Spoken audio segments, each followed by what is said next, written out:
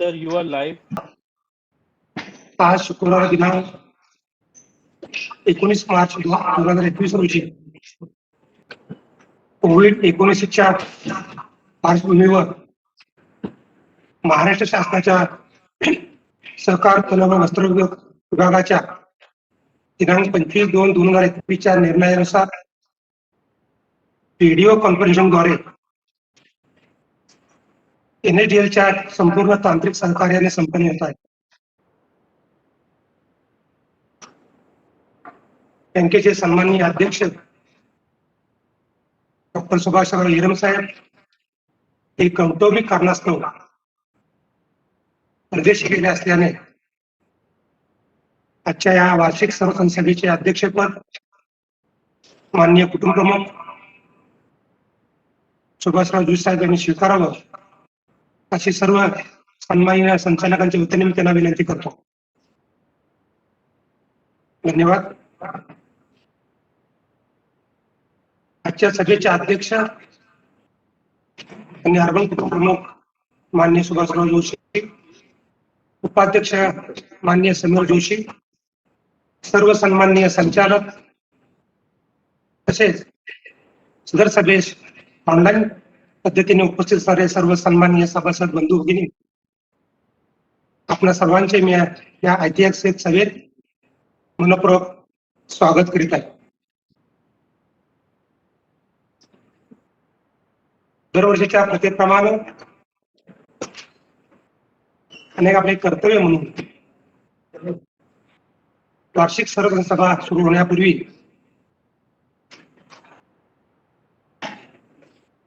बँकेच्या संबंधित व्यक्तींचं दुःखनिधन झालं, त्यांना श्रद्धांजली अर्पण करण्यासाठी हा मी मांडत आहे. अर्बन कुटुंबजनक डॉक्टर देशी हिरम उर्फ बाबा यांच्या सुविद्य पत्नी शीला दत्तात्रय हिरम उर्फ अम्मा, बँकेचे माजी उपाध्यक्ष व संचालक डॉक्टर राजू तुषार मायरे, बँकेचे माजी उपाध्यक्ष आणि विद्यमान संचालक दिलीप भीमराव जाधव आणि माजी संचालक शरद कालगावकर यांचे दुःखद निधन झाले. बँकेच्या जडणघडणीत सर्वांचा मोलाचा सहभाग राहिला आहे. त्यांच्या भौगोल मार्गदर्शनास आपण मुकलो आहोत.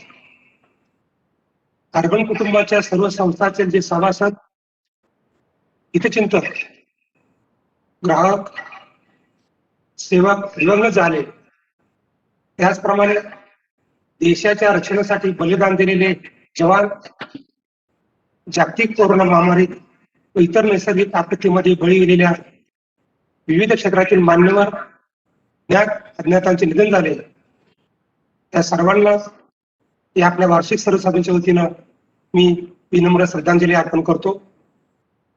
सर्व दिवंगतांच्या आत्म्यास चिरशांती आणि सद्गती लाभो यासाठी ईश्वरचरणी प्रार्थना करून आपण सर्वांनी एक मिनिट उभे राहून श्रद्धांजली अर्पण करूया.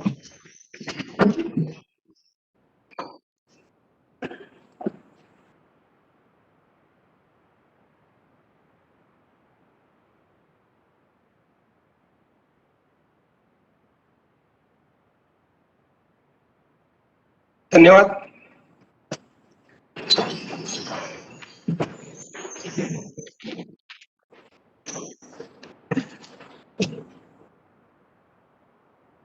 आजच्या सभेचे नोटिसेस मी वाचन करतो. The Karad urban cooperative bank limited कराडची 103वी वार्षिक सर्वसंघ सभा शुक्रवार दिनांक 5 मार्च 2021 रोजी 11:30 वाजता पंकज मल्टीपर्पज हॉल पाटील पंकज मागे कोल्हापूर नाक्याजवळ शनिवारपेठ कराड जिल्हा सातारा येथे आयोजित करण्यात आलेली होती. सर्व सभासदांना याबाबतची सभा सूचना पाठवण्यात आली होती.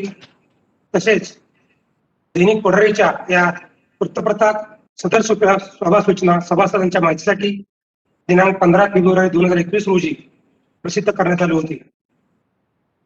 कोविड-19च्या पार्श्वभूमीवर महाराष्ट्र शासनाच्या सहकार व पणन वस्त्रोद्योग विभागाच्या दिनांक 25/2/2021 रोजीच्या निर्णयानुसार सूचित केल्याप्रमाणे वार्षिक सर्वसाधारण सभा व्हिडिओ कॉन्फरन्सिंगद्वारे आयोजित करण्याच्या सूचना दिलेल्या आहेत. त्यामुळे दिनांक 5 मार्च 2021 रोजी आयोजित केलेली वार्षिक सर्वसाधारण सभा रद्द करण्यात आलेली होती आणि शासनाच्या आदेशानुसार बँकेची 103वी वार्षिक सर्वसाधारण सभा शुक्रवार दिनांक 19 मार्च 2021 रोजी सकाळी 11 वाजता ऑनलाईन पद्धतीने घेण्यात येणार आहे. याबाबत दैनिक पुढारीच्या दिनांक 3 मार्च 2021च्या अंकात सभा आयोजनामध्ये झालेला बदल सभासदांनी यासाठी द्यावयाची माहिती निश्चित करण्यात आलेली आहे. सदर माहिती दिनांक 17 मार्च 2021 पूर्वी कळवण्यास विनंती केली होती. सभासदांकडून आलेले mobile number, email I D आणि बँकेच्या डाटामध्ये असणारे ईमेल आय डी व मोबाईल नंबर असे एकूण 4567 सभासदांची माहिती NSDL कडे कळवण्यात आली आहे आणि त्यांना NSDL मार्फत आजच्या सभेची link, user I D, password देण्यात आलेले आहेत.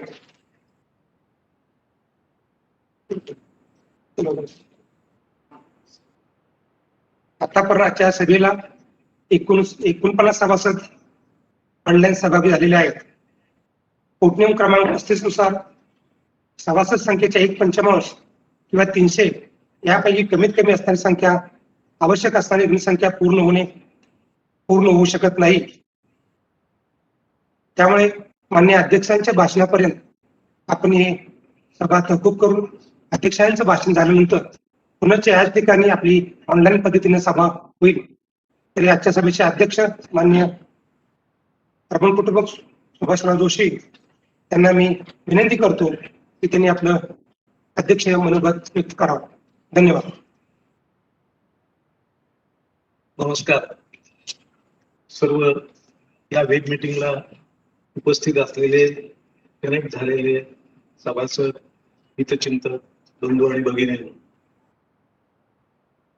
ही आज जी सभा आपण घेतोय ती आजपर्यंतच्या इतिहासामध्ये असा काही प्रसंगच नाही आला की ज्याच्यामुळे ह्या पद्धतीने आपल्याला सभा घ्यावी लागली. जनरल मीटिंग ही आपण समोरासमोर या निमित्तानं भेटायचो, बोलायचो, एकमेकाला आपल्या गरजा, मागण्या किंवा सूचना देत होतो आणि ती संधी ह्या आजच्या सभेमध्ये लोकांना मिळालेली नाही. परंतु आपण जो अहवाल प्रसिद्ध करतो तो अहवाल वाचल्यानंतर बँकेविषयीची संपूर्ण माहिती आपल्याला मिळू शकेल. या व्यतिरिक्त जर काही माहिती पाहिजे असेल तर तीही आपण विचारा आणि ती माहिती आपल्याला जरूर कळवली जाईल, सांगितली जाईल. या पद्धतीनं आता इथून पुढे आपल्याला सवय लावूनच घेतली पाहिजे.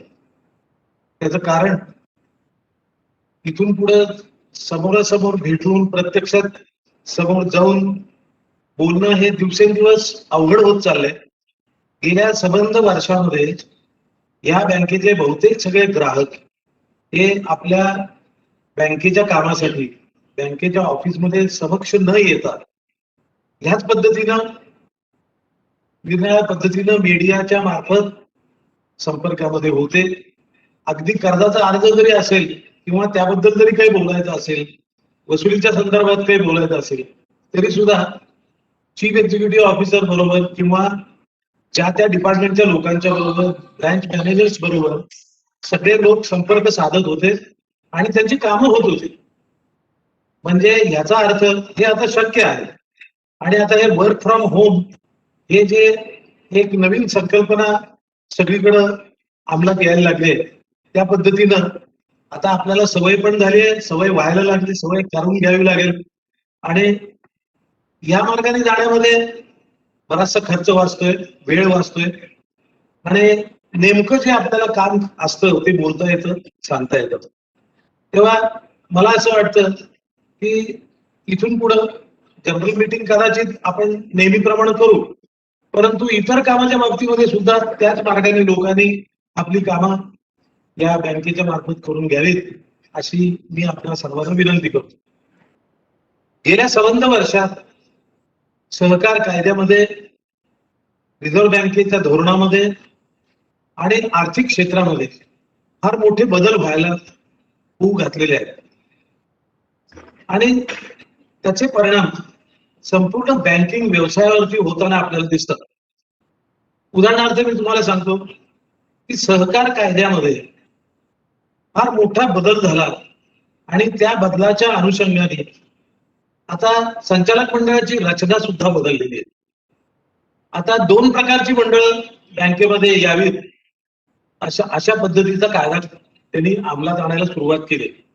त्यामध्ये एक आपण नेहमीप्रमाणे जे बोर्ड ऑफ डायरेक्टर्स असतात ते बोर्ड जे आपण सगळेजण मतदान करून निवडून देतात, त्याचबरोबर एक बोर्ड ऑफ मॅनेजमेंट नावाची एक नवीन संकल्पना रिझर्व्ह बँकेने या बँकांना लागू केली आणि ह्याच्यामध्ये या बोर्डातले काही जे 50% कमी असतील, परंतु त्याच्या 50% जास्त लोक बाहेरचे, परंतु ते फिट अँड प्रॉपर त्यांनी जे नियम घालून दिले त्याप्रमाणे आपल्याला ह्या बोर्ड ऑफ मॅनेजमेंट मध्ये आपल्याला घ्यायला पाहिजे. आणि ते आता आजच्या मीटिंग मध्ये आपल्याला आपल्या बायलॉज मध्ये दुरुस्ती करून त्याला सहकार कायद्याकडून ज्यावेळेला मान्यता मिळेल त्यावेळेला ते अस्तित्वात येईल. हे बोर्ड ऑफ मॅनेजमेंट हे बोर्ड ऑफ डायरेक्टर्सनी केलेले जे रेकमेंडेशन असतील, ठराव असतील किंवा ज्या सूचना असतील त्याच्यावरती पुन्हा एकदा परीक्षण करून आपलं मत मांडून जर ते मत जुळलं तर त्याप्रमाणे त्याची अंमलबजावणी बोर्ड ऑफ डायरेक्टर्स करेल. अन्यथा त्या याच्यामध्ये रिझर्व्ह बँक लक्ष घालेल आणि योग्य तो निर्णय घेतला जाईल. अशा पद्धतीने रिझर्व्ह बँकेकडे हा पूर्वी बोर्डाचा कधीही कंट्रोल जो नव्हता तो ह्या बोर्ड ऑफ मॅनेजमेंट आणि बोर्ड ऑफ डायरेक्टर्स या मार्गाने आलेला आहे. दुसरा एक महत्वाचा बदल सहकार कायद्यामध्ये पण असा व्हायला लागलाय की आपल्या बँकांना शक्यतो छोट्या ज्या बँका असतील त्यांना इथून पुढे काम करणं अवघड जाईल अशा पद्धतीचे खूप नियम यायला लागले आणि त्यामुळे मोठ्या बँका फक्त शिल्लक राहतील. मोठ्या बँका या शिल्लक राहत असताना छोट्या बँका मर्जिंग करून त्या बँकेमध्ये सामील केल्या जातील आणि ते व्हॉलंटरी जरी असलं तरी पण अशी परिस्थिती असेल की त्या बँकांना पर्यायच राहणार. कारण टेक्नॉलॉजी आज कुठलीही रिझर्व्ह बँक किंवा सहकार खात्याबरोबरचा संपर्क आहे किंवा बँकेला जे आपल्याला रिपोर्टिंग करावं लागतं हे सगळं या टेक्नॉलॉजीच्या थ्रू करावं लागतं आणि ते करण्यासाठी तुमच्याजवळ तेवढी साधन सामुग्री पाहिजे, तेवढा वेल इक्विप्ड स्टाफ पाहिजे, ट्रेन स्टाफ पाहिजे आणि त्यामुळे आपली पूर्वीची जी काम करण्याची पद्धत होती त्या पद्धतीमध्ये आमूलाग्र बदल झालेला दिसेल. त्याचबरोबर सरकारचंही असं धोरण आहे की बँका मोठ्या व्हायला पाहिजेत. मोठ्या बँका आणि त्यासाठी त्यांच्या ज्या बँका आहेत नॅशनलाइज कमर्शियल बँका ह्या सुद्धा त्या आता एकत्रीकरण करून मोठ्या आकाराच्या करायला सुरुवात केलेली आहे. तुम्ही वर्तमानपत्रामध्ये हे वाचत असाल.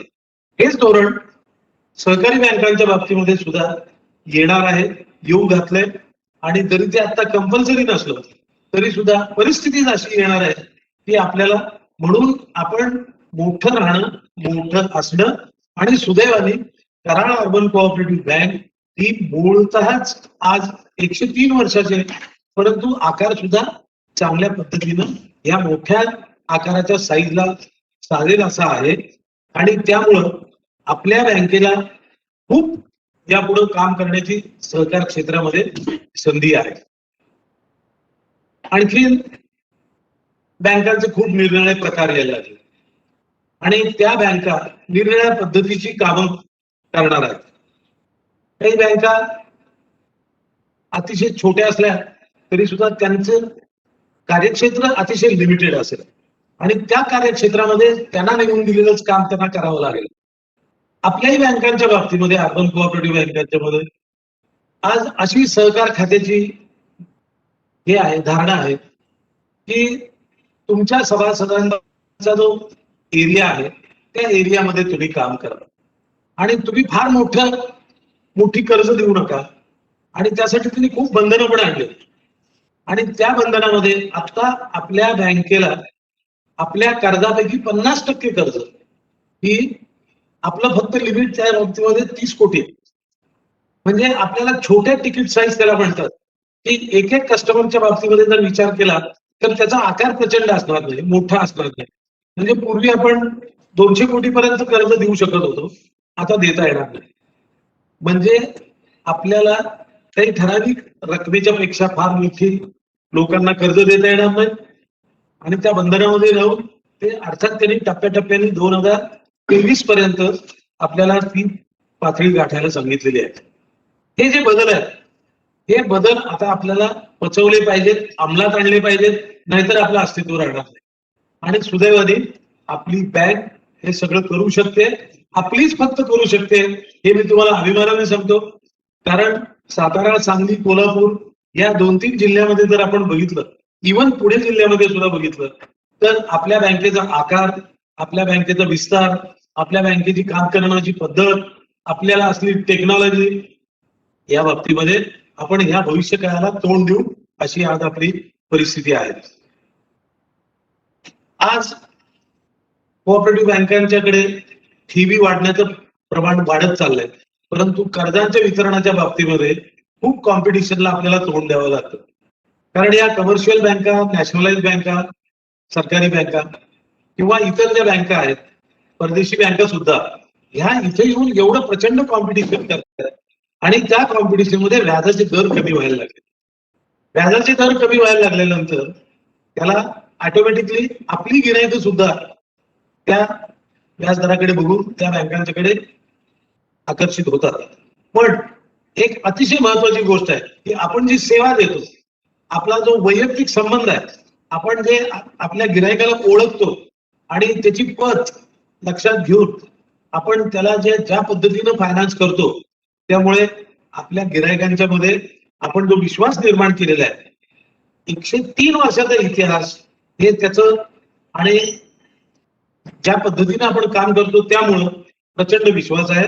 आणि म्हणून आपल्याला कर्ज वितरणाच्या बाबतीमध्ये किंवा ठेवी गोळा करण्याच्या बाबतीमध्ये कसल्याही प्रकारचा मला काही प्रॉब्लेम आहे असं वाटत नाही. सगळ्यात महत्वाची गोष्ट म्हणजे गेल्या 5-25 वर्षामध्ये आपल्या बँकेचा विस्तार वाढवलेला आहे. सगळ्याच बाजूनी वाढवलं. डिपॉझिट वाढलेत, कर्जदार वाढलेत, सभासद संख्या वाढली आणि ह्या सगळ्यामुळे आज आपल्या बँकेवरती लोकांचा जो प्रचंड विश्वास आहे त्याची काही उदाहरणं या गेल्या वर्षभरामध्ये आपल्याला बघायला मिळाली. आपल्या कराड जनता सहकारी बँक ही दिवाळखोरीमध्ये निघाली. ही दिवाळखोरीमध्ये निघाल्यानंतर बाहेर कराड अर्बन आणि कराड जनता यामधला कराड हा जो कॉमन शब्द आहे, त्यामुळं काही लोकांना विशेषतः आपल्या ह्या 2-3 जिल्ह्यांच्या बाहेर इव्हन सांगली कोल्हापूरच्या ठिकाणी सुद्धा लोकांचा गैरसमज झाला की अरे काय झालं या बँकेला, परवापर्यंत चांगली होती आणि आता काय झालं. त्यांना हे जेव्हा कळालं की ही कराड अर्बन नसून कराड जनता आहे आणि ताबडतोब जो लोकांचा गैरसमज झाला होता तो दुरुस्त व्हायला लागला. या सगळ्याचं कारण असं की लोकांना आपल्या ब्रँचेस मध्ये जाऊन आपल्या लोकांच्याशी बोलून किंवा प्रत्यक्ष अनुभव घेऊन हे नक्की माहित झालं आणि एक प्रकारे लोकांच्या मनामधला विश्वास वाढला. त्याचबरोबर काही वर्तमानपत्रामध्ये चुकीच्या बातम्या दिल्या गेल्या आणि त्या चुकीच्या दिलेल्या बातम्यावरती लोकांनी विश्वास ठेवला नाही, आपल्या बँकेवरती शून्य परिणाम झाला. ह्याच काळामध्ये आपल्या बँकेच्या ठेवी वाढलेल्या आहेत हे तुम्हाला अहवाल बघितल्यानंतर लक्षात येईल. म्हणजे याचा अर्थ लोकांना काही जरी केलं आणि सांगितलं किंवा कसाही जरी प्रचार खोटा केला, काही दुष्ट प्रवृत्ती आहेत, काही जाणून बुजून आपल्या मत्सर करणारे लोक आहेत, ते लोक हे उपद्रव करतात. आम्ही त्यांना तोंड देत नाही, आम्ही त्यांच्या तोंडाला लागत नाही, आम्ही त्याला उत्तर पण देत नाही, पण लोकांना समजतं आणि हा सगळा अनुभवातून लोकांना समजतं. हा महत्वाचा मुद्दा आहे. तेव्हा बँकेच्या आजपर्यंत झालेल्या कामकाजाबद्दल मी आता 2 शब्द बोलतो. गेल्या सबंध वर्षामध्ये बहुतेक सगळ्या बँकांच्या ठेवी निगेटिव्ह म्हणजे कमी झाल्यात, आपल्या बँकेच्या वाढल्यात आणि आपल्या बँकेचा बऱ्याच बँका तोट्यात गेल्या, बंद व्हायच्या मार्गावर आहेत, शेवटचा श्वास घेतात. अशी परिस्थिती आहे. परंतु आपली एकच बँक अशी आहे की आपल्या ठेवी वाढतात, कर्ज वाढतात, नफा चांगला होतो. आपल्या बँकेला ह्या वर्षी आता आज 20 कोटीपेक्षा जास्त प्रॉफिट आपल्याजवळ बुक झालेला आहे. फक्त आता प्रॉब्लेम असा आहे की सहकार खात्याने, रिझर्व्ह बँकेने हा नियम केला आणि ह्या वर्षी कुठल्याही बँकेला तुम्हाला डिव्हिडंड द्यायला बंदी घातलेली आहे. त्यांचं असं म्हणणं आहे की हे जे तुम्ही डिव्हिडंडच्या रूपाने पैसे वाढता ते पैसे तुम्ही तुमचा रिझर्व्ह वाढवा, तुमची ताकद वाढवा आणि तुम्ही सशक्त व्हा. तुम्हाला ज्या वेळेला अडचण येईल त्यावेळेला तुमच्या अंगामध्ये या लोकांना पैसे देण्याची क्षमता चांगली असली पाहिजे. अर्थात आपल्या बँकेचं ह्या बाबतीमध्ये जर चित्र आपण बघितलं तर आपल्या ज्या कर्ज आणि ठेवी याच्यामधला जो फरक आहे त्याच्यापेक्षा जास्त पैसे आपल्याकडे शिल्लक आहेत आणि ते पैसे आपण गव्हर्नमेंट सिक्युरिटीजच्या रूपाने गुंतवलेले आहेत आणि त्याच्यातून आपल्याला फायदा पण मिळतोच आहे आणि तेही डिपार्टमेंट आपलं खूप चांगलं काम करते आणि अशा पद्धतीनं आपल्या होणाऱ्या प्रॉफिटमध्ये त्यांनी आणखीन ते भर घालतात. आणि केव्हाही कसलाही प्रसंग आला तरी सुद्धा आपण आपल्या ठेवीदारांचे पैसे परत देण्यासाठी वाटेल त्या वेळेला सक्षम आहोत. या काळामध्ये ज्या वेळेला असा अपप्रचार व्हायला लागला त्यावेळेला जाणून बुजून आपल्या बँकेमध्ये आपण नेहमी ठेवतो त्याच्यापेक्षा जास्त कॅश पैसे शिल्लक ठेवले होते आणि कधी कोणालाही कुठल्याही कारणासाठी परत ये हा शब्द आपण सांगितला नाही आणि त्याचा परिणाम फार आपल्या अतिशय लोकांच्या मनामध्ये विश्वास वाढवण्यावरती झालेला आहे. डिव्हिडंडच्या बंधनामुळे डिव्हिडंड देऊ शकत नाही, परंतु डिव्हिडंड देण्याच्या पलीकडे आपण देऊ शकतो इतकी खूपच चांगली परिस्थिती आपली आहे ही गोष्ट आपण लक्षात ठेवा. त्याचबरोबर बँकेच्या कामकाजाचा विचार जर केला तर बहुतेक सगळ्या बँका या कोरोनामुळे लोकांच्याकडनं वसूल होत नाही अशी तक्रार करतात आणि त्यांचा एनपीए नॉन परफॉर्मिंग ऍसेट जो असतो तो वाढतोय.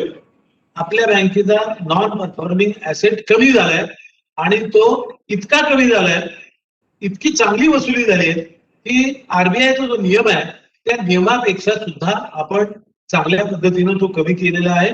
त्यामुळं आपल्या बँकेचा परफॉर्मन्स अतिशय चांगला आहे, एनपीए कमी आहे आणि आपला स्वनिधी आणि मजबूत रिझर्व्ह याच्यामुळे आपल्या बँकेचा जो दर्जा तो अतिशय चांगला आहे. आपण या कोरोनाच्या काळामध्ये सगळ्या प्रकारची सेवा दिली लोकांना, लोकांच्या अडचणी लक्षात घेतल्या, त्यांना त्या पद्धतीनं कर्जांची पुनर्रचना करून पाहिजे होती.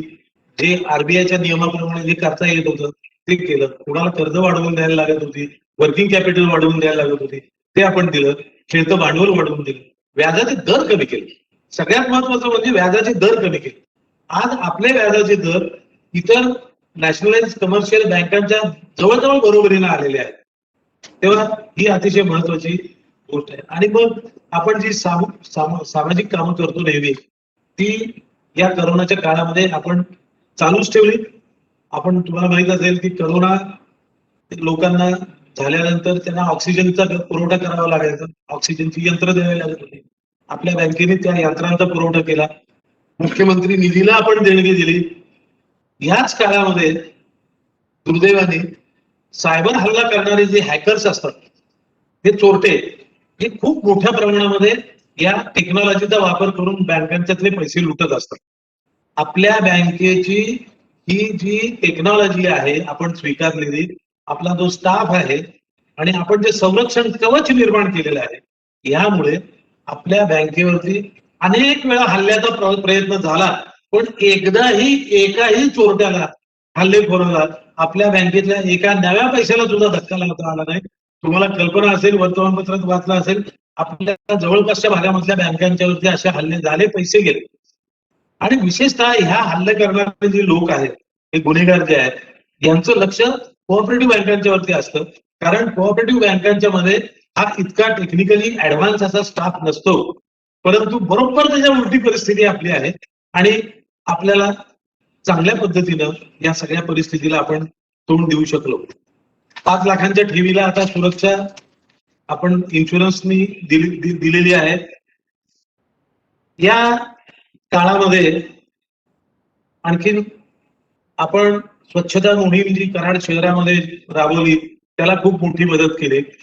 आपला जो शताब्दी हॉल आहे, अतिशय सुंदर हॉल आहे, ज्या हॉलमध्ये या जवळपासच्या सगळ्या संस्थांनी त्यांच्या जनरल मीटिंग्स वगैरे जेव्हा घ्यायच्या होत्या त्यावेळेला त्याचा वापर, ही आपण सामाजिक बांधिलकी म्हणून बघतो. कारण नाही छोट्या संस्थांना परवडत, नाही सामाजिक काम करणाऱ्या ज्या छोट्या छोट्या अनेक संस्था असतात, या संस्थांना परवडत नाही, म्हणून त्यांना आपण आपला हॉल मोफत वापरायला देतो. प्रधानमंत्र्यांची जी आवास योजना आहे त्याच्या अंतर्गत आपण अनेक प्रकरणं केली आपल्या भागामध्ये. फक्त आपल्या बँकेने अशा प्रकारची प्रकरणं करून त्यांना जी सबसिडीची रक्कम यायला पाहिजे ती आपल्या बँकेमध्ये मोठ्या प्रमाणामध्ये आलेली आहे. त्यानंतर आपण जे MSME जे आहेत, छोटे लघु उद्योजक, या सगळ्या लोकांना व्याजाच्या दरामध्ये खूप चांगल्या पद्धतीने सवलत दिलेली आहे. मग आपण ग्रंथ तुमच्या दारीची योजना राबवतो, आरोग्य सेवा देत, त्यासाठी म्हणून डायबिटीज वरती आपण लोकांना जे प्रशिक्षण द्यायचं असतं किंवा त्यांना ते अलर्ट करायचं असतं ते करतो. या सगळ्या गोष्टी आपण करतो आहोत. यावर्षी RBIचा जर निर्बंध नसता डिव्हिडंड द्यायला, तर आपण चांगला निर्बंध, चांगले डिव्हिडंडची रक्कम आपण सगळ्यांना देऊ शकलो असतो, हे मी तुम्हाला सांगितलं. परंतु ही आपण आता रक्कम आपल्या रिझर्व्ह मध्ये वाढवतोय, त्याचा ह्या ना त्या पद्धतीनं आपल्या बँकेला भविष्य काळामध्ये फार मोठा फायदा होणार आहे. अहवाल आपण सगळ्या शाखांच्या मध्ये ठेवलेले आहेत. ज्यांना अहवाल वाचायचा असेल आणि बारकाईने अभ्यास करायचा असेल किंवा काही त्याच्यातून बघून काही सूचना करायच्या असतील, तर आपण शाखेमध्ये सांगितल्यानंतर आपल्याला ते अहवाल मिळतील आणि ते वाचल्यानंतर तुमचा विश्वास वाढेल. खात्री बाळगा की ह्या सगळ्या धक्काधक्कीमध्ये, या सगळ्या वादळामध्ये आपण टिकून आहोत. आपण नुसते टिकून नाही तर आपण मजबूत झालेलो आहोत आणि आपलं सगळ्यांचं ह्याच पद्धतीनं सहकार्य बँकेला विश्वासपूर्वक राहावं अशी पुन्हा एकदा तुम्हाला सगळ्यांना विनंती करतो आणि धन्यवाद देतो.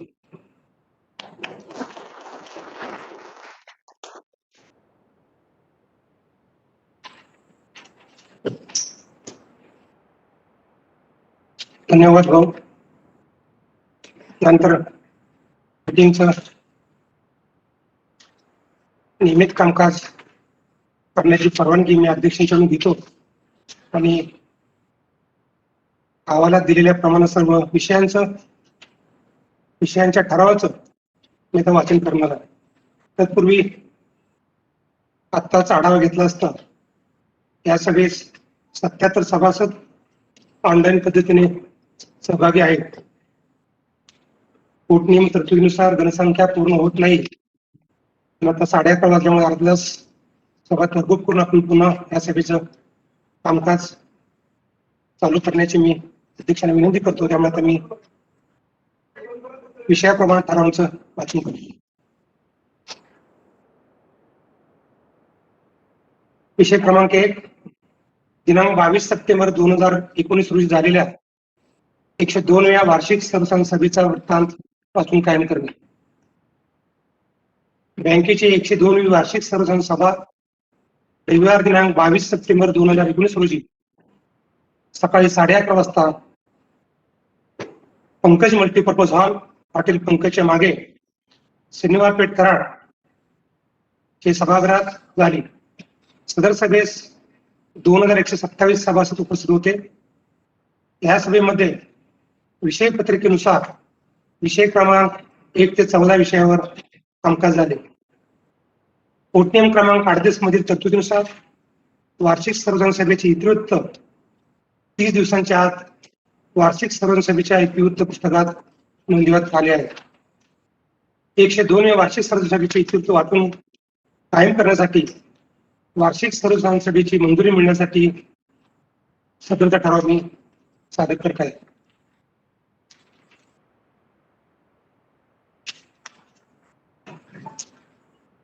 विषय क्रमांक 2,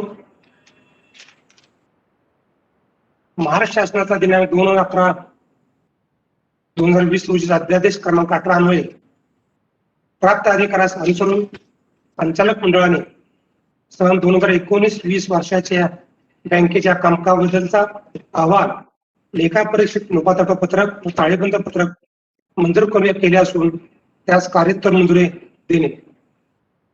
सन 2019-2020 या वर्षाचे बँकेचे ताळेबंद लपडता पत्रक तयार झाले असून त्याचे वैधानिक लेखापरीक्षण SR Pandit and company chartered accountants Pune यांनी पूर्ण केले आहे.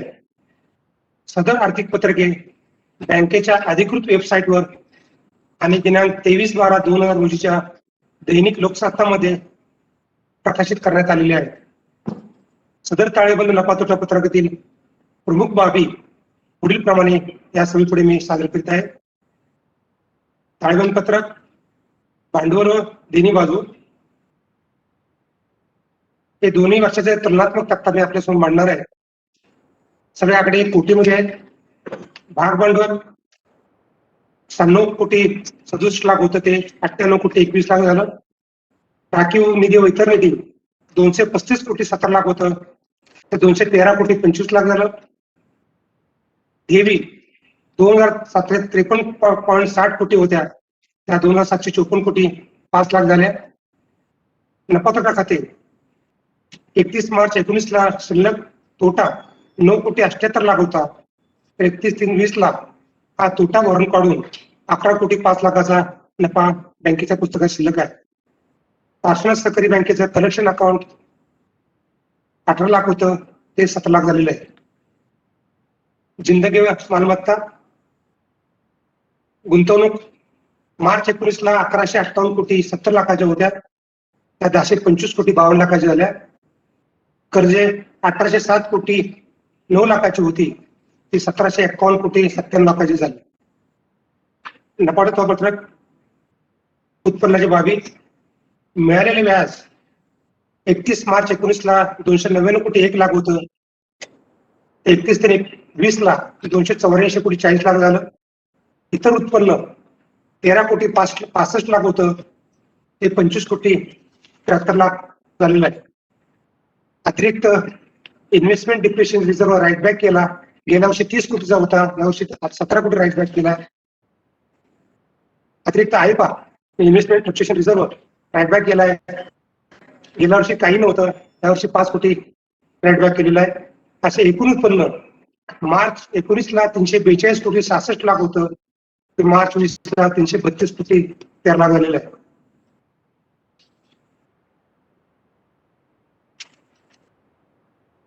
ठेवीवर दिलेले व्याज 183,32,00,000 होतं ते 183,11,00,000 झालं. कर्जावर दिलेले व्याज 18,67,00,000 होतं ते 11,21,00,000 झालं. सेवा खर्च 41,01,00,000 होतं तो 49,73,00,000 झाला. इतर व्यवसायिक खर्च 31,47,00,000 होता तो 33,81,00,000 झाला. बुडीत कर्ज रक्कम गेल्या वर्षी काही नव्हती, यावर्षी 5,89,00,000 रुपये. गुंतवणूक घसारा गेल्या वर्षी 22,64,00,000 होता, यावर्षी काही नाही. व्यवसायिक नफा म्हणजे ग्रॉस प्रॉफिट गेल्या वर्षी 45,55,00,000 होता, यावर्षी 48,38,00,000 झाला. तरतुदी गेल्या वर्षी 12,38,00,000 होत्या, यावर्षी 17 कोटीच्या आहेत. आयकर गेल्या वर्षी 11,75,00,000 भरला होता, यावर्षी 10,55,00,000. आणि सगळ्याचा विचार करता गेल्या वर्षी निव्वळ नफा 21,42,00,000 होता, तो यावर्षी 20,83,00,000 झालेला आहे. वरील प्रमाणे 2019-20च्या लेखापरीक्षित ताळेबंद व नफातोटा पत्रकाची माहिती वार्षिक सर्व सभेच्या कार्यक्रमासाठी मी या सभेवर सादर करत आहे.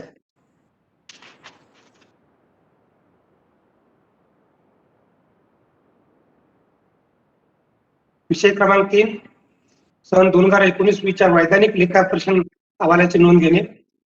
सन 2019-20चे वैधानिक लेखापरीक्षणासाठी messrs SR Pandit and company chartered accountants Pune यांची नेमणूक दिनांक 22 सप्टेंबर 2019च्या वार्षिक सर्वसाधारण सभेमध्ये केलेली होती. Messrs SR Pandit and company यांनी वैधानिक लेखापरीक्षणाचे कामकाज पूर्ण केलेले आहे. वैधानिक लेखापरीक्षकांनी बँकेच्या एकंदरीत कामकाजाबद्दल समाधान व्यक्त केले असून सन 2019-20 या आर्थिक वर्षासाठी बँकेस अ वर्ग दिलेला आहे. तसेच लेखापरीक्षण अहवालात कोणतेही गंभीर दोष नसल्याबाबत नमूद केले आहेत. यावरचा लेखापरीक्षण अहवाल प्राप्त झालेला आहे.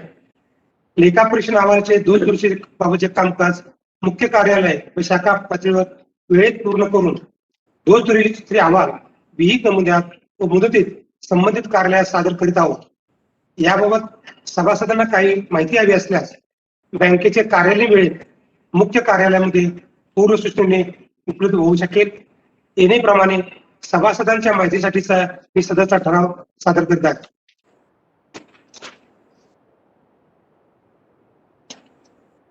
विषय क्रमांक 4 सन 2018-19च्या वैधानिक लेखा प्रश्न अहवालाच्या दोष दुरुस्ती अहवालाची नोंद घेणे.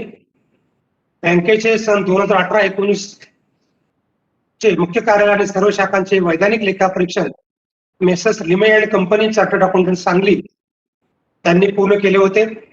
मुख्य कार्यालयाने सर्व शाखा यांचा स्वतंत्रपणे लेखा परीक्षण अहवाल दिनांक 19 ऑगस्ट 2019 रोजी प्राप्त झाला होता. महाराष्ट्र राज्य सहकारी कायद्यातील तरतुदीप्रमाणे वैधानिक लेखा परीक्षण अहवालातील दोषांची दुरुस्ती करून दोष दुरुस्ती अहवाल सदरचा अहवाल प्राप्त झाल्यापासून 3 महिन्याच्या आत म्हणजेच दिनांक 19 नोव्हेंबर 2019 पर्यंत फोन मनामध्ये सहकार खात्याकडे 4 प्रतीमध्ये पाठवणे आवश्यक होते. त्याप्रमाणे लेखा परीक्षण अहवालातील दोषांची दुरुस्ती करून दोष दुरुस्ती अहवाल ओन मनामध्ये दिनांक 16 ऑक्टोबर 2019 रोजी माननीय संचालक मंडळ सभेपुढे सादर करण्यात आला होता आणि दिनांक 8/11/2019 रोजी सहकार आयुक्त व निवेदक पुणे आणि संबंधित कार्यालयाकडे मुदतीत सादर करण्यात आलेला आहे. सभासदांच्या माहितीसाठी वार्षिक सर्वसाधारण सभेपुढे मी सदरचा ठराव सादर करीत आहे.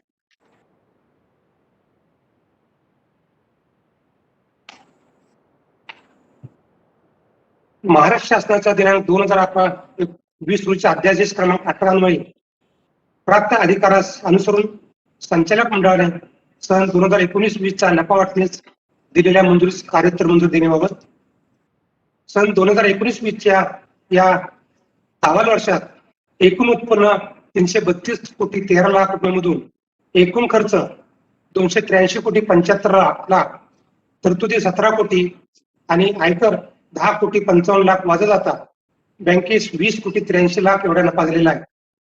त्यामधून मागील वर्षीचा तोटा 9 कोटी 77 लाख वजा जाता बँकेत शिल्लक नफा 11 कोटी 5 लाख आहे. गतवर्षी शिल्लक नफा नसल्याने नफा रुपये 11 कोटी 5 लाखाची खालीलप्रमाणे विभागणी करण्यासाठी संचालक मंडळ सभा दिनांक 22 डिसेंबर 2020 चा ठराव क्रमांक 2 ने मंजुरी दिली असून वार्षिक सर्वसाधारण सभेच्या कार्योत्तर मंजुरीसाठी मी आज ठराव सादर करीत आहे. नफा वाटणी बँकेचा चालू वर्षाचा नफा 20 कोटी 83 लाख 9,044 रुपये 60 पैसे वजा शिल्लक तोटा 9 कोटी 77 लाख 75,439 रुपये 12 पैसे. गत वर्षाचा तोटा वजा जाता नफा वाटणीसाठी शिल्लक राहिलेला नफा 11 कोटी 5 लाख 33,605 रुपये 18 पैसे.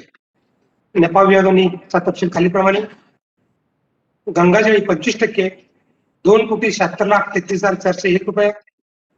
विशेष गंगाजळी नफ्याचे 10%, 1 कोटी 10 लाख 53,361 रुपये.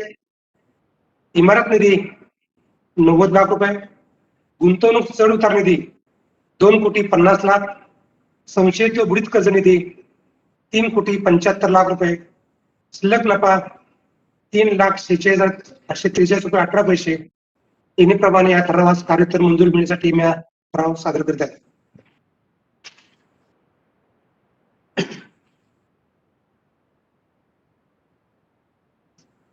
विषय क्रमांक 7 महाराष्ट्र शासनाचा दिनांक 2018-2020 च्या अध्यादेश क्रमांक 18 अन्वये प्राप्त अधिकारास अनुसरून संचालक मंडळाने दिनांक सन 2019-20 चे अंदाजपत्रक व प्रत्यक्ष स्थिती याची नोंद घेतली आणि सन 2020-21 ची आर्थिक अंदाजपत्रक व तदनुसार योजनांना मान्यता दिली आहे. त्यास कार्योत्तर मंजुरी देण्याबाबत सन 2019-20 चे अंदाजपत्रक व त्याची प्रत्यक्ष स्थिती खालीलप्रमाणे.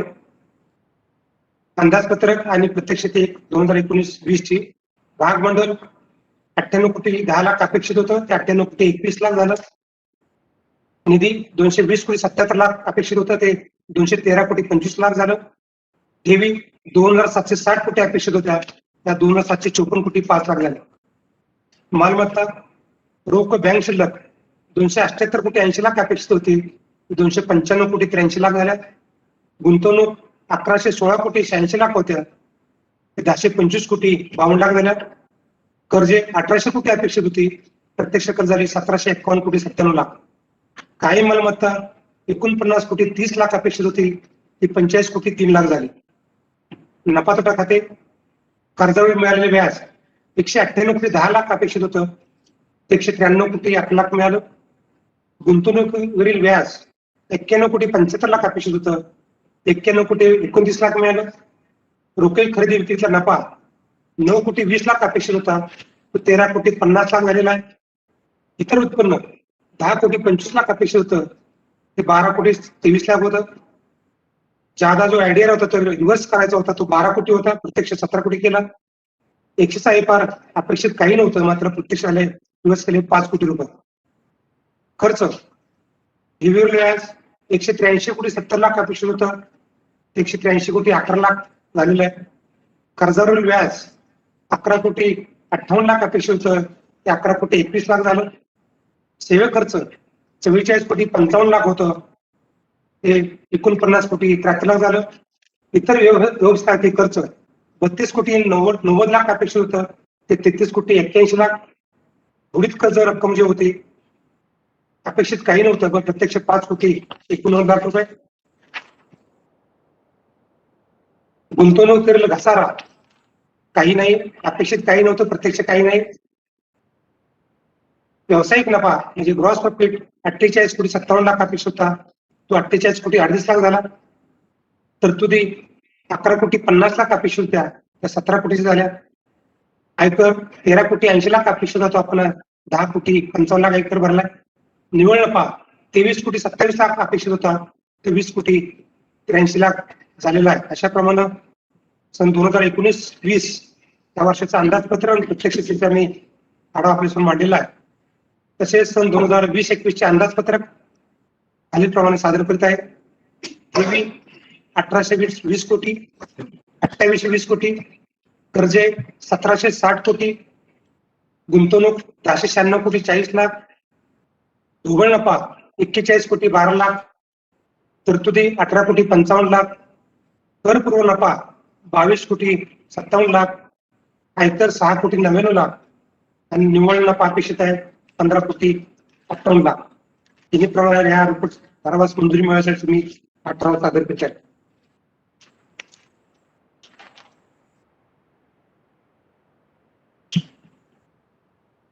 विषय क्रमांक 7, महाराष्ट्र शासनाचा दिनांक 2018-2020 रोजीचा अध्यादेश क्रमांक 18 अन्वये प्राप्त अधिकारास अनुसरून संचालक मंडळाने सन 2020-21 सालाकरता वैधानिक लेखा परीक्षकांची नियुक्ती करून त्यांचा मेहनताने ठरवला आहे, त्यास कार्यक्षेत्र मंजूर देण्याबाबत महाराष्ट्र सागरी संस्था अधिनियम 1960 1961 चा महा 24 च्या कलम 81 मधील तरतुदीनुसार किमान अर्हता व अनुभव असणाऱ्या लेखा परीक्षकांची किंवा लेखा परीक्षण करणाऱ्या व्यवसाय संस्थेची वैधानिक लेखा परीक्षण कामकाजासाठी नेमणूक करण्याचे अधिकार वार्षिक साधारण सभेस देण्यात आलेले आहेत.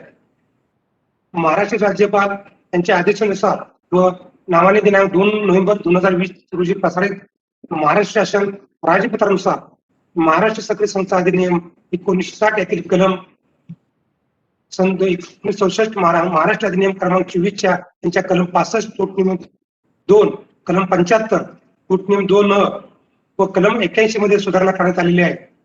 त्यानुसार राज्य शासनाने मान्यता दिलेल्या नामतालिकेतून कलम 81 मध्ये निर्धारित केल्याप्रमाणे किमान अर्हता व अनुभव असणाऱ्या लेखा परीक्षकांची किंवा लेखा परीक्षण करणाऱ्या व्यवसाय संस्थेची नेमणूक करण्याचा अधिकार संस्थेच्या समितीस देण्यात आलेला आहे.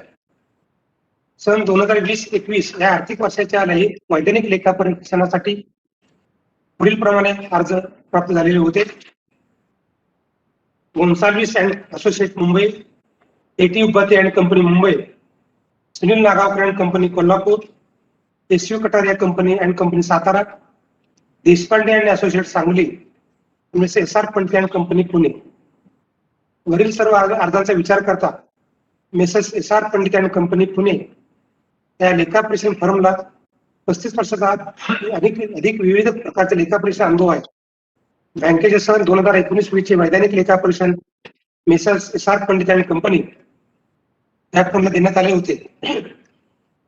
या फर्मकडे सध्या 7 भागीदार असून यांचा वैज्ञानिक लेखा परीक्षण अनुभव आणि त्यांच्या कामाची गुणवत्ता विचारात घेता शासन निर्णय दिनांक 29/10/2014 मधील तरतुदी विचार घेता 2020-21 आर्थिक वर्षाच्या वैज्ञानिक लेखा परीक्षणाकरता messrs SR Pandit and company Pune यांची खालील अटी व शर्तीनुसार नेमणूक करण्यासाठी शिफारस करण्यात आलेली होती.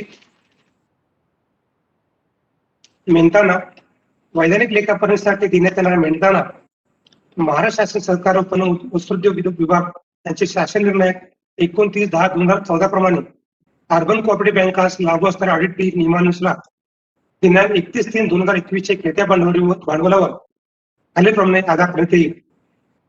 जी खेळती भांडवल 10 कोटीपर्यंत 5 पैसे प्रत्येक 100 रुपयासाठी, नंतरचे 90 कोटीसाठी 2 पैसे प्रति 100 रुपयासाठी आणि वरच्या 100 कोटीच्या वरच्या वर्किंग कॅपिटलसाठी 1 पैसा प्रति 100 रुपयासाठी.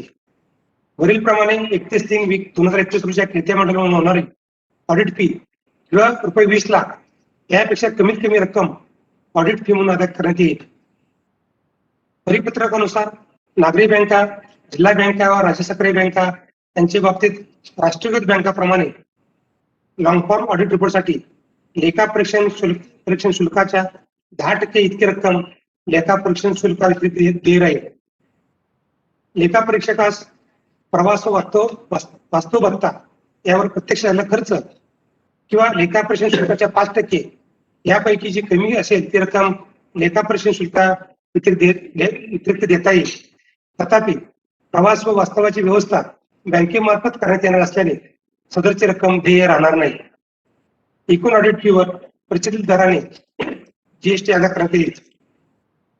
नेमणुकीच्या अटी व शर्ती सर्व शाखा व मुख्य कार्यालयाचे लेखा परीक्षण दिनांक 15 जून 2021 साली पूर्ण करून सहकार कायदा नियम आणि सहकार खात्याने वेळोवेळी दिलेल्या परिपत्रकानुसार तपासणी अहवाल संबंधित कार्यालयाकडे विहित मुदतीत सादर करायची आणि सिस्टीमवर अपलोड करण्याची जबाबदारी ही लेखा परीक्षकांची राहील. सर्व शाखा व मुख्य कार्यालयातील लेखा परीक्षण अहवाल मुख्य कार्यालयास प्राप्त झाल्यानंतर होणारी लेखा परीक्षण फी मुख्य कार्यकारी अधिकारी यांच्या मंजुरीने अदा केली जाईल.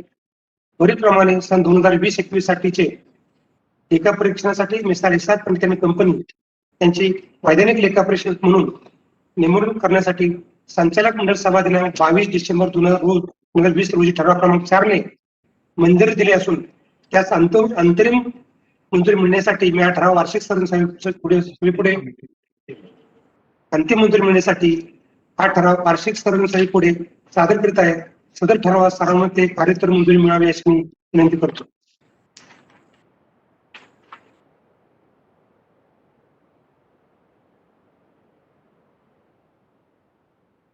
जे क्रमांक 8 संचालक मंडळाने सुचवलेला पोट नियम दुरुस्तीस मान्यता देणे. बँकिंग रेग्युलेशन अधिनियम सुधारित 2020 ला अनुलक्षून बँकेच्या सध्याच्या पोट नियमात बऱ्याच सुधारणा कराव्या लागणार आहेत. सुधारणा बँकिंग रेग्युलेशन कायद्यात झालेल्या सुधारणा करणे अत्यावश्यक आहे. तसेच काही अन्य पोट नियमात कामकाजाच्या सोयीसाठी आणि कायद्यातील तरतुदीशी सुसंगत करण्यासाठी बदल प्रस्तावित केले आहेत. सभासदांनी पोटनियम दुरुस्तीत मान्यता द्यावी अशी विनंती मी करतो आणि पोटनियमातील बदलाविषयीची सविस्तर माहिती वार्षिक अहवालामध्ये तसेच बँकेच्या वेबसाईटवर प्रसिद्ध केलेली आहे. एकंदर 13 पोटनियम दुरुस्ती आपण सुचवलेले पैकी 11 पोटनियम दुरुस्त्या करणे कायद्याने बंधनकारक आहे. तर फक्त 3 दुरुस्त्या कार्यालयीन कामकाज सुसूत्रता आणि सुलभता आणि सुस्पष्टता येण्याच्या दृष्टीने सुचवलेल्या आहेत. पोटनियम दुरुस्तीबाबतची माहिती गोष्वराच्या स्वरूपात मी सभेपुढे सादर करत आहे. पोटनियम क्रमांक आणि त्याचा बदलाचा तपशील समोर माझा मांडतोय. पोटनियम क्रमांक 4 आताच माननीय अध्यक्षांनी आपल्या भाषणामध्ये नमूद केल्याप्रमाणे बोर्ड ऑफ मॅनेजमेंटची निर्मिती करणे, त्या संज्ञेचा समावेश व्याख्यात करणे. पोटनियम क्रमांक 5 सदर पोटनियम बँकेच्या कामकाजाच्या आणि कायदेशीर सुसंगत नसल्याने वगळणे कमी करायचा तो. पोटनियम क्रमांक 6C भाग भांडवल मुद्द्यामध्ये नवा मुद्द्याचा समावेश करण्यासाठी सदर पोटनियमाचा नंबर बदलणे. पोटनियम क्रमांक 6B रिझर्व्ह बँकेच्या पूर्व संमतीने bank equity shares, preference shares, विशेष शेअर्स मूळ किमतीस किंवा प्रीमियमने आणि विनातारी डिबेंचर्स, बॉन्ड्स किंवा तत्सम मार्गाद्वारे भाग भांडवल उभे करू शकेल अशा प्रकारचे नवीन तरतूद पोटनियमात करणे. पोटनियम क्रमांक 22 वरील मार्गाने भाग भांडवल उभारी केल्यानंतर सभासद भाग भांडवल परत मागू शकत नाही. तसेच बँकेतील भाग भांडवल कमी करू शकणार नाही. सदरचा बदल बँकिंग रेग्युलेशन कायद्याअंतर्गत करण्यात आलाय त्याप्रमाणे दुरुस्ती सुचवली आहे. पोटनियम क्रमांक 26 सभासदांना शेअरसाठी नामनिर्देशन सोय उपलब्ध आहे. त्यामध्ये सेवकांचे नाम निर्देशित केल्यास त्यासाठी मान्य संचालक मंडळाची पूर्व परवानगी आवश्यक नाही अशी स्पष्टता येण्यासाठी सदर पोटनियमात बदल केला आहे. पोटनियम क्रमांक 30 भाग हस्तांतरण सभासदांना पूर्ण किंवा अंशतः भाग हस्तांतर करणे सुकर व्हावे यासाठी सदर पोटनियमात बदल प्रस्तावित केला आहे.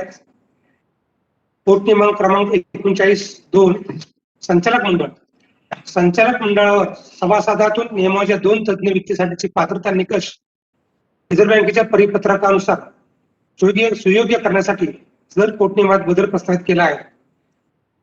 पोटनियम क्रमांक 44 संचालक मंडळाचे अधिकार व कार्य त्यातला 2(v) सहकार खात्याच्या एक रकमी कर्ज परतफेड योजना, समापचार योजना इत्यादी बाबत कार्यवाही करण्याचे अधिकार संचालक मंडळाला देण्यासाठी सदरची दुरुस्ती प्रस्तावित आहे. पोटनियम क्रमांक 47 संचालक मंडळातील रिक्त जागा राज्य सरकार निवडणूक आयुक्त महाराष्ट्र राज्य पुणे यांनी वेळोवेळी दिलेल्या निर्देशानुसार संचालक मंडळातील रिक्त जागा भरण्यासाठी नियम निश्चित करण्यासाठी सदरची दुरुस्ती पोटनियमात प्रस्तावित केली आहे. 49 उपसमिती संचालक मंडळाने स्थापन केलेल्या एक्झिक्युटिव्ह कमिटी आणि इतर उपसमित्याबाबत त्यांची व्याप्ती, कार्य, अधिकार, सभापत्ता, प्रवास खर्च इत्यादी बाबत दुरुस्ती प्रस्तावित आहे. पोटनियम क्रमांक 49(ब) बोर्ड ऑफ मॅनेजमेंट रिझर्व्ह बँकेच्या दिनांक 31/12/2019 रोजीच्या परिपत्रकीय सूचनानुसार संचालक मंडळाव्यतिरिक्त बोर्ड ऑफ मॅनेजमेंटची स्थापना करणे बंधनकारक आहे. बोर्ड ऑफ मॅनेजमेंटची रचना, सदस्यांची पात्रता, कार्य, कार्यकाल, सभापत्ता, रिक्त जागा, बदल इत्यादी बाबत सविस्तर नियमावली पोटनियमात समाविष्ट केली आहे. सदरची दुरुस्ती अनिवार्य आहे. बँकेच्या बाबतीत बोर्ड ऑफ मॅनेजमेंट 7 सदस्यांचे राहील. त्यामध्ये 3 सदस्य सध्याच्या संचालक मंडळातील असतील आणि 4 सदस्य बाहेर तज्ञ व्यक्तींचे नेमणूक केली जाईल. पोटनियम क्रमांक 50 मुख्य कार्यकारी अधिकारी यांची आणि त्यांची कार्य रिझर्व्ह बँकेच्या दिनांक 31/12/2019 रोजीच्या परिपत्रकीय सूचनानुसार मुख्य कार्यकारी अधिकारी यांची नेमणूक, पात्रता, त्यांची कार्य आणि अधिकार इत्यादी बाबत परिपत्रकात नमूद नियमानुसार बदल केला असून सदर दुरुस्ती प्रस्तावित केली आहे. पोटनियम क्रमांक 51(c) ठेवी deposit insurance credit guarantee corporation कायदा 1961 अंतर्गत ठेवीच्या सुरक्षा कवचामध्ये 1 लाखापर्यंतच्या ठेवी विमा संरक्षण होते. त्यावेळी आता 5 लाखापर्यंतच्या ठेवींना विमा संरक्षण देण्यात आल्याने त्याबाबतची दुरुस्ती प्रस्तावित केली आहे. पोटनियम क्रमांक 50(c) आणि 59(c) आणि 59(d) हिशोब आणि रेकॉर्ड बाबत लेखा परीक्षण रिझर्व्ह बँकेच्या पूर्व परवानगीने वैधानिक लेखा परीक्षकांची नेमणूक करणे, गरज असल्यास फेर नेमणूक करणे तसेच वैधानिक लेखा परीक्षकांचा मेहनताने ठरवणे इत्यादी बाबत सहकारी बँकांना लागू असणाऱ्या बँकिंग रेग्युलेशन ऍक्ट 1950 मधील तरतुदीशी सुसंगत अशी दुरुस्ती प्रस्तावित केलेली आहे. येण्याप्रमाणे पोटनियम दुरुस्तीस वार्षिक सर्व संसदेची अंतिम मंजुरी मिळण्यासाठी नॅशनलचा ठराव सादर करीत आहे.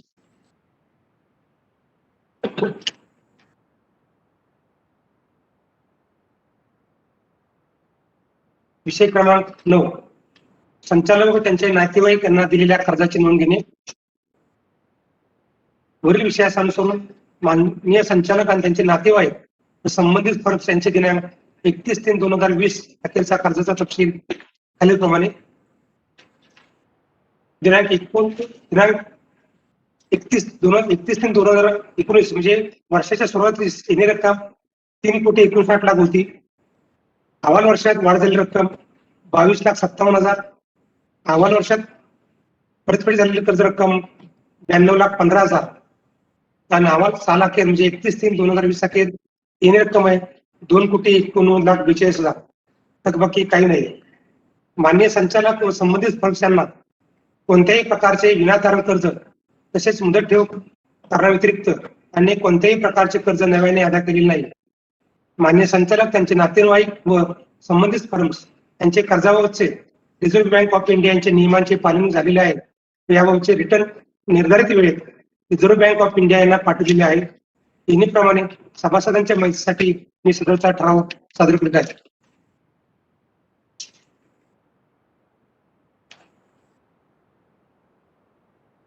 विषय क्रमांक 10. वैधानिक लेखापरीक्षकांनी प्रमाणित केल्यानुसार थकीत कर्ज रक्कम भरण्यासाठी व्याजात दिलेल्या सुट्टीस मंजुरी देण्याबाबत. सन 2019-20 या आर्थिक वर्षात थकीत कर्जदारांच्याकडून येणे कर्ज व व्याज रक्कम वसूल करून शिल्लक येणे रक्कम कर्जावर मिळाले व्याज व इतर येणे खाती नावे टाकून कर्ज खाती बंद केलेली आहेत. म्हणजे सदर कर्जदारांना पूर्ण रक्कम भरण्यासाठी कर्जदाराची आर्थिक परिस्थिती, कर्जासाठी असलेले तारण, कर्ज दिल्यापासून सरळ व्याजाने कटमिती पद्धतीने होणारी येणे रक्कम, समापचार, एक रकमी कर्ज परतफेड योजनेनुसार रक्कम निश्चित करून पोटनिवाडा वसुली दाखल्याप्रमाणे होणारी येणे रक्कम इत्यादी बाबींचा विचार करून काही प्रमाणात सूट दिलेली आहे. त्यास मान्य संचालक मंडळ सभामध्ये मान्यता दिलेली आहे. तसेच महाराष्ट्र राज्य सहकारी संस्था अधिनियम 1961 नियम 49 अन्वये वसूल होऊ न शकणाऱ्या येणे रक्कम निर्लगित करण्यासाठी सन 2019-20 चे वैधानिक लेखापरीक्षक यांचे तसेच बँकेच्या वार्षिक सर्वसाधारण सभेची मंजुरी घेण्याच्या अटीवर निर्लगित केलेल्या येणे कर्ज खात्यांचा घोषवारा खालीलप्रमाणे.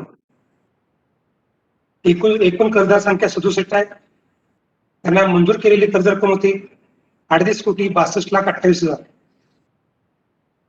त्यांची येणे रक्कम होती मुद्दल म्हणजे जेव्हा आपण सेटलमेंट केलं तेव्हा येणे मुद्दल रक्कम होती 22,43,73,378 रुपये 3 पैसे.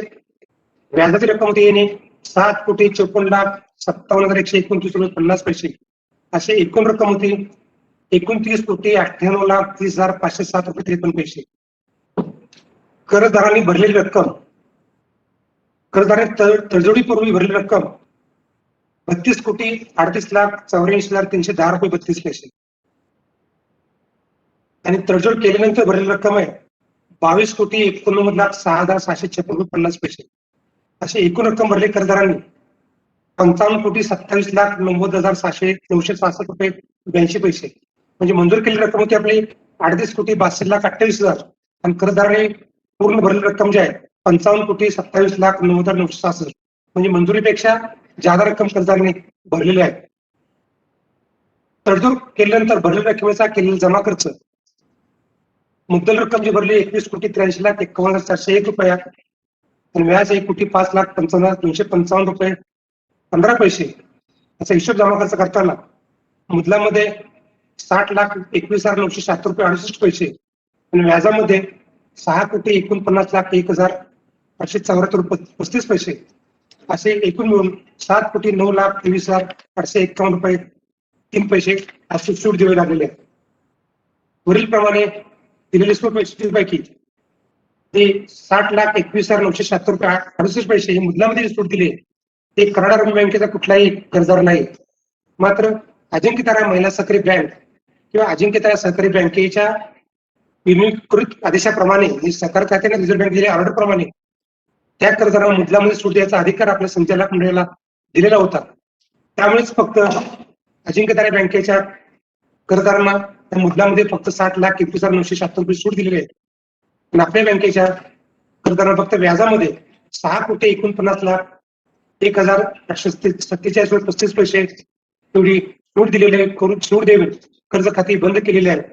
तरी वरील प्रमाणे सूट देऊन कर्ज खाती बंद केलेल्या व्यवहारास वार्षिक सर्वसाधारण सभेची अंतिम मंजुरी मिळण्यासाठी मी या ठराव सादर करत आहेत. त्या सभासदांनी मंजुरी द्यावी अशी विनंती करत आहेत.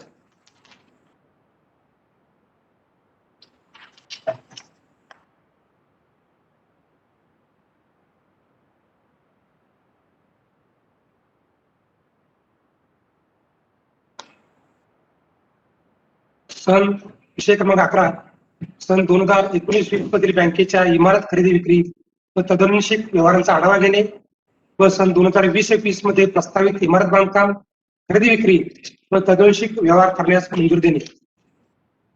सन 2019-20 मधील बँकेच्या खरेदी विक्री तदनुसार व्यवहारांचा आढावा घेणे. सन 2019-20 मध्ये बँकेच्या इमारतीविषयक खरेदी विक्री तदनुसार कोणतेही व्यवहार करण्यात आलेले नाहीत. सन 2020-21 मध्ये प्रस्तावित इमारत बांधकाम खरेदी विक्री व तदनुसार व्यवहारास बाबतची माहिती आपल्या सविस्तर पुढे सादर केली आहे. यादव गोपाळपेठ सातारा शाखा, अजिंक्यतारा महिला साखरी बँक लिमिटेड सातारा या विलिनीकृत बँकेची यादव गोपाळपेठ शाखा सातारा येथील सिटी सर्वे नंबर 346 मध्ये 6,784.60 चौरस फूट सोमालिकेची मिळकत आहे. उपरोक्त इमारतीचा तळमजला मॅझिन मजला शाखेसाठी वापरला जात होता. सदर इमारतीचे बांधकाम जुन्या स्वरूपाचे वीट माती सिमेंट मध्ये असून त्याची वारंवार दुरुस्ती करावी लागत आहे. शाखा कार्यालय कामकाजासाठी संलग्न असल्याने तसेच शाखेचे प्रवेशद्वार मुख्य रस्त्याच्या अगदी लगत असल्याने शाखेच्या दैनंदिन कामकाजावर व व्यवसायावर परिणाम होत आहे. तसेच शाखेच्या समोर ग्राहकांना वाहन पार्किंगसाठी सोय उपलब्ध नाही. तसेच बँकेचे व्हॅल्युएटर शशिकांत कळसकर यांचे व्हॅल्युएशन अहवालानुसार सदर इमारत 10 वर्षापर्यंत फक्त वापरयोग्य राहिले असल्याचा निष्कर्ष नोंदवलेला आहे. सदर जागेच्या खरेदीबाबतची माहिती मी सादर करतोय. ही मिळकत 1994 साली 9,60,000 खरेदी केली होती. विलिनीकरणाच्या वेळी म्हणजे 2017 रोजी याचं मूल्यांकन झालं होतं 2,84,57,440 रुपये. आपल्या बँकेच्या पुस्तकामध्ये 31/3/2020 त्याची किंमत आहे 2,43,98,798 रुपये आणि फर्निचर पिक्चरची पुस्तकी किंमत आहे 36,993. एकंदरीत बँकेत सदर इमारतीची व त्यातील फर्निचर पिक्चरचा उपयोग नसल्याने योग्य किंमत आल्यास या मिळकतीची विक्री करण्यास फायदेशीर ठरेल. सदर मिळकतीचे मूल्यांकन करण्यात येऊन मूल्यांकन रकमेपेक्षा जास्त किमतीस मिळकतची विक्री करणे योग्य होईल. पोई नाका सातारा शाखा पूर्वाश्रमीची अजिंक्यतारा सक्रिय बँकेची पोई नाका शाखा सातारा लीज इमारत ही मरे Mahalakshmi complex city survey number 173/1 आणि 174 रविवारपेठ सातारा येथे 2,724 फूट जागेत आहे. सध्या या जागेत पोई नाका शाखा कार्यरत आहे. सदरची शाखा मुख्य रस्त्याच्या पाठीमागे दुसऱ्या मजल्यावर आहे. शाखेचे कामकाज दुसऱ्या मजल्यावर होत असल्याने ज्येष्ठ नागरिकांना तसं ग्राहकांना जाणण्यासाठी त्रास होत आहे. त्यामुळे शाखेच्या दैनंदिन कामकाजावर व्यवसायावर परिणाम होत आहे. त्याची किंमत आणि खरेदी किंमत पुढे सादर करत आहे. सन 1989 मधील मूळ लीज रक्कम 99 वर्षाचा करार होता 26,26,147. विलिनीकरणाच्या वेळी त्याचे पुनर्मूल्यांकन केल्याची किंमत आहे 2,68,48,425. 31/3/2020 अखेर पुस्तक किंमत आहे आपल्याकडे 2,57,13,984 आणि फर्निचर पिक्चरची किंमत आहे 1,51,782. तर याबाबत स्ट्रॉंग रूम फर्निचर सुविधा लीज इमारत जागेच्या हस्तांतर प्रक्रियेतून बँकेची योग्य किंमत आल्यास लीज इमारत इतर संस्थेत हस्तांतरित करण्याबाबत योग्य ठरेल. गुलटेकडी शाखा पुणे बँकेची गुलटेकडी पुणे लीज इमारत छत्रपती शिवाजी मार्केट पान बाजार गुलटेकडी येथे 5,192 चौरस फूट जागेत आहे. या जागेत गुलटेकडी पुणे शाखा कार्यरत होती. मात्र शिवाजी मार्केटमध्ये पान बाजार भागात आतील बाजूस असल्याने जागा व्यवसाय पूरक नसल्याने सन 2014 पासून बिलवाडी कोंडा रोड पुणे येथे आपली शाखा स्थानांतरित करण्यात आलेली आहे. आपण जी इमारत खरेदी केली त्याची माहिती 1997 मधील मूळ लीज रक्कम 99 वर्ष मुदतीत 88,73,740 रुपये. 31/3/2020 अखेर पुस्तकी किंमत म्हणजे लीजची उर्वरित रक्कम आहे 70,98,988 रुपये. फर्निचर पिक्चरची किंमत 4,14,721 रुपये. या लीज जागेचा पर्याय वापर केला जात नाही. सदर जागेसाठी मेंटेनन्स इत्यादी खर्च बँक सतत करावा लागत आहे. एकंदरीत या लीज जागेची बँकेची आवश्यकता नसल्याने सदर जागेची लीज हक्क दुसऱ्यास इच्छुक संस्थेस किंवा व्यक्तीस हस्तांतरित करणे योग्य ठरेल. यावर सदर जागेची लीज हक्क दुसऱ्या संस्थेस हस्तांतरित करण्यासाठी माननीय सहकारी आयुक्त व निबंधक सहकारी संस्था महाराष्ट्र राज्य पुणे यांच्या दिनांक 16/2/2018 रोजीच्या पत्राने मंजुरीसाठी प्रस्ताव सादर केला होता. त्याच दिनांक 16/7/2018 रोजीच्या पत्राने महाराष्ट्र सहकारी संस्था अधिनियम 1960 चे कलम 36 नुसार संस्थेस मालमत्ता संपादन करण्याचा, ती धारण करण्याचा व त्याची विक्री करण्याचे अधिकार आहेत. बँकेने मूल्यांकन करून नियमानुसार कार्यवाही करावी, तसेच कृषी उत्पन्न बाजार समितीची सदर कार्यवाहीस पूर्व मान्यता घ्यावी. सदर हस्तांतर प्रक्रियेबाबत कोणताही प्रश्न वाद उद्भवल्यास त्याची जबाबदारी संचालक मंडळाची राहील असे कळविले आहे. वरील सर्व बाबींचा विचार करता योग्य किंमत प्राप्त असल्यास सदर जागेचे लीज हक्क हस्तांतरित करावे अशी ऑफिस संचालक मंडळाची शिफारस करण्यात आले. वरील सर्व गोष्टींचा विचार करता सन 2020-21 अगर पुढील आर्थिक वर्षात बँकेची शाखा यादवपेठ शाखा सातारा शाखेच्या जागी विक्री करण्यास, तसेच पविनाका शाखा सातारा व गुलटेकडी पुणे या शाखांची लीज हक्क हस्तांतरित करण्यास अंतिम मंजुरी देऊन सदर मिळकत विक्री करण्यासाठी आवश्यक ते अधिकार संचालक मंडळास प्रदान करण्यासाठी वार्षिक संवर्धन समितीपुढे स्वतःचा ठराव मी सादर करीत आहे. त्यास मंजुरी मिळावी.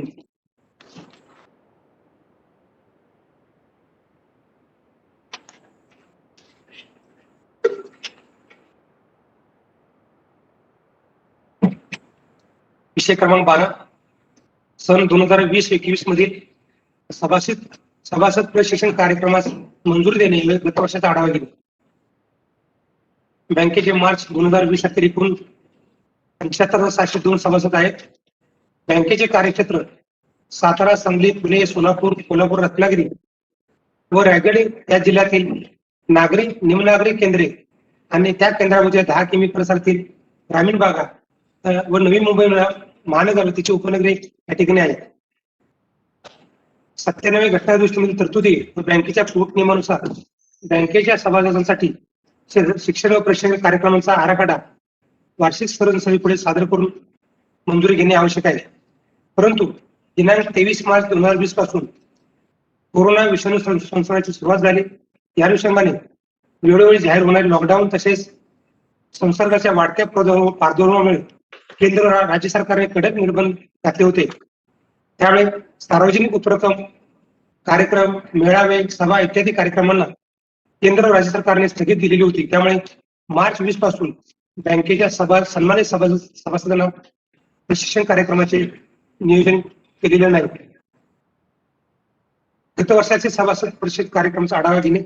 सन 2019-20 या आर्थिक वर्षात सभासदांना प्रशिक्षण देण्याची कार्यवाही सेवक प्रशिक्षण केंद्र विद्यानगर यांच्याबरोबर करण्यात आली. त्या अंतर्गत खालील एका कार्यक्रमाचे आयोजन करण्यात आले होते.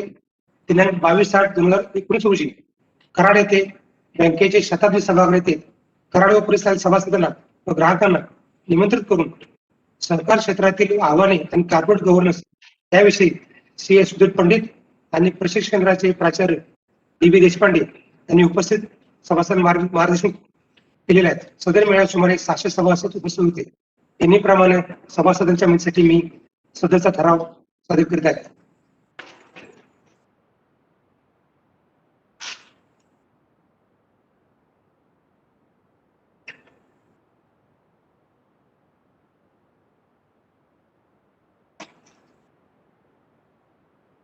वार्षिक सर्वसाधारण सभेस अनुपस्थित असणाऱ्या सभासदांच्या रजेस मान्यता देणे.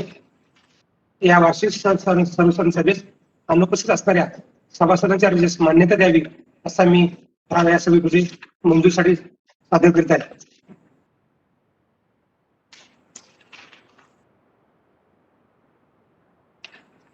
विषय क्रमांक 14 माननीय अध्यक्षांच्या परवानगीने ऐन वेळी येणाऱ्या विषयावर चर्चा करणे. सभासदांना काही प्रश्न विचारायचे असल्यास दिनांक 16 मार्च 2021 पूर्वी बँकेने दिलेला ईमेल ID agmquestions@karnatakabank.com या ईमेल ID वर किंवा लेखी स्वरूपात कोणतेही प्रश्न प्राप्त झालेले नाहीत. आता सभा चालू असताना चॅट बॉक्स मध्ये एक प्रश्न सभासदांनी विचारलेला आहे. तो आहे when we started net banking त्याच्याबद्दल माननीय अध्यक्ष याचा खुलासा करतील. हा एवढाच एक ऐनवेळचा विषय आलेला. हा खुलासा झाल्यानंतर बँकेचे सन्माननीय उपाध्यक्ष माननीय श्रीमंत जोशी साहेब आभार प्रदर्शन करतील. मी अध्यक्षांना विनंती करतो की या नेट बँकेवर खुलासा करून आभाराचं काम हो.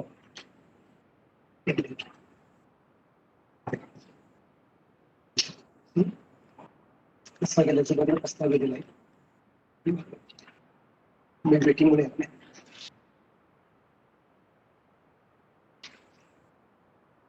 नेट बँकिंग चालू करण्यासाठी आपल्याला रिझर्व्ह बँकेची परवानगी घ्यावी लागते. आपण प्रस्ताव दिलेला आहे, त्यांच्याकडनं परवानगी आली की हे आपल्याला चालू करता येईल. आणि त्यासाठी आवश्यक ते आपल्याजवळ सर्व साधन सामुग्री तयार आहे. आपली तयारी पण आहे. आपण केव्हाही करू शकतो. व्ह्यू ओनली अशा कंडिशन वरतीच फक्त ती मिळते परवानगी. चालू हा ठीक आहे. आता चालू आहे, परंतु आता व्ह्यू ओनली आहे. आता तुम्हाला प्रत्यक्ष ट्रान्झॅक्शन करता येत नाही. परवानगी आली की आपण ते चालू करणार आहोत.